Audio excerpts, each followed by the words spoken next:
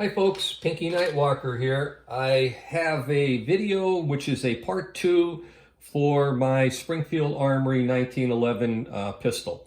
I have already taken apart this pistol and I wanted to show the folks some of the features that were on the pistol that I really liked and what it kind of drew me to. And in order to show you some of those things, I had to break it down. I won't go into assembly and disassembly of a 1911 pistol. There are millions of videos out there, so you can tag on with one of those if you'd like. But number one is this gun came with a slide that is dovetailed for the front sight and also pinned. It has a roll pin. You can see where they ground off the edge of the roll pin after they put it in place. Gives you some added strength to make sure that the front sight stays put. Like I said, I did want a dovetail, and this is dovetailed. It's very well done, it seems like. And you never know when you want to swap out the sights, and you want a standard dovetail. And as far as I know, this one is. It had the rear cocking serrations, nothing on the front. I don't really care about that. The machining inside of this slide is very, very good. This is like a $900 suggested retail price gun, and to see the machining work on it, it's impressive. So I was pleasantly surprised to see that. I didn't open it in the gun store that I purchased it from, and I have no regrets now. The barrel on this, I have a strong machining background. I owned a machine shop. I've been in the business and have been in manufacturing of metal parts for over 45 years. So, and with CNC experience as well. This is a impressively machined barrel. It has the integral feed ramp, which they have polished. There was no kinds of machining marks on it. Outside of the barrel, finish is excellent. It's a stepped barrel. This part is relieved to reduce friction and improve the cycling of the gun. This part of the barrel, about a ½ inch, is full size where it mates into the barrel bushing. I'll just hold it this way. It's easier for me to show you that it has a tight fit. This barrel to bushing fit is excellent, and the bushing fit, which is another thing, to the slide is also very tight. There's no sense in having a tight bushing to barrel fit if you've got slop here in the slide. And this one here, the fit is excellent. So it's a non-crown barrel, which I don't care. I don't have any issue with because it's a target shooting gun. It's not going to see use, in the field or something where a nick on there could influence the rifling and the accuracy of the gun. This has the link, the barrel link fit and everything, nice and tight, and again, well machined here. There are some what they call MIM parts in the gun in order to keep it priced right. This safety, I should say the barrel stop, is a MIM part. You can probably see a little seam in the back of it. MIM stands for metal injection molded part, and this is an alternative to taking a block of steel and machining the part out of a solid piece. These are in metal injection molded. Similar to a lot of other things made today to speed up production and give you a firearm that's affordable.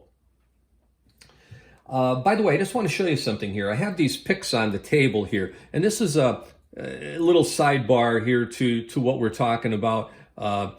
These are cheap gun picks and so forth like that. This one here had a different end on this side, and it broke off. After using it many times, it snapped off. What I did is I just have a regular pencil sharpener. And why leave the broken piece unusable but I made this plastic scriber and cleaning tool. Just simply put it into an old pencil sharpener, and it cuts this plastic fine. You won't damage the sharpener. So get some extra use out of these before you throw them away. Okay, let's go back to the gun. It's a 1980 series gun, meaning that it has the firing pin block plunger here, which keeps the firing pin from going forward if the gun was dropped on the muzzle, because the firing pins in 1911 are inertia, meaning they float on their own, and the steel ones have enough weight that it is possible for them to go forward and detonate the primer on a cartridge.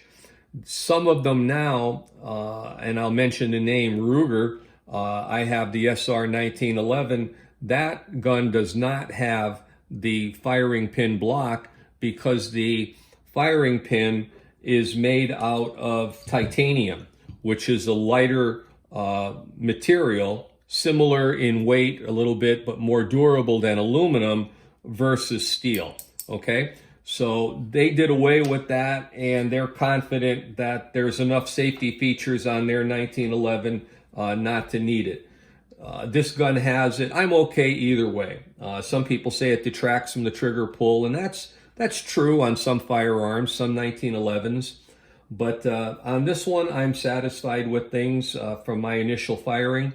One of the things I'd like to show you also is how this is a fully supported barrel, meaning that the case, if you look at it, when you drop a loaded round into this barrel, you can see right here that there is almost no area of the case exposed where it'll weaken with firing. And this gun here had that integral barrel ramp, which is something that I really wanted. And the chambering of it, if you can see that, is pretty nice.